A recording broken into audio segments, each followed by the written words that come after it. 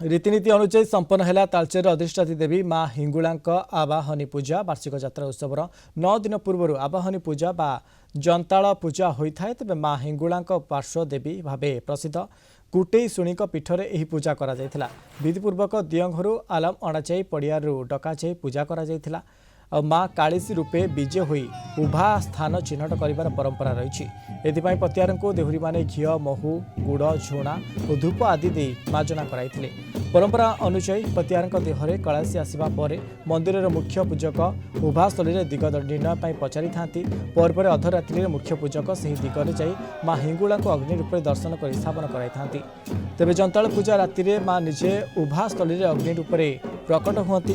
गत वर्ष तालचेर राजा देहांत पर चलित वर्ष नूतन राजा राज्याभिषेक कर पाट बरणी कर माँ नूतन पाट सह आभूषण आदि लगी माँ स्वतंत्र पूजार्चना कर। आसंता 31 तारिख माँ प्रसिद्ध यात्रा आरंभ हो। तालचेर अधिष्ठात्री देवी माँ हिंगुला प्रत्यक्ष ठाकुराणी होइथिबारु जंताल पूजा देखा भक्त मान सुओ छुटी। श्रद्धालु माने माँ को पणा पानी दे आह्वान करथिले।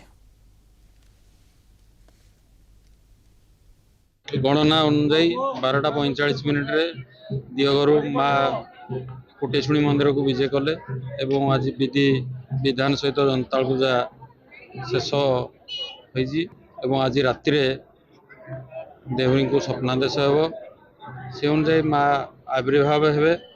3 दिन पर सबू भक्त मैंने आसिक माँ को दर्शन करें।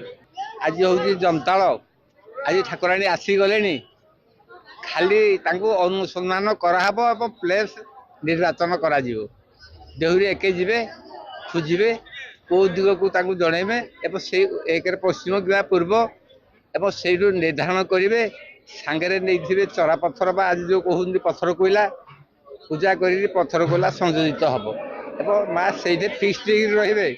माँ को महिमा अपार करुणा विषय कहले माने विश्वास हम ना। मु तो निजे भक्तभोगी मोर वर्षे तलू मो मिसेस ब्रेन ट्यूमर होता।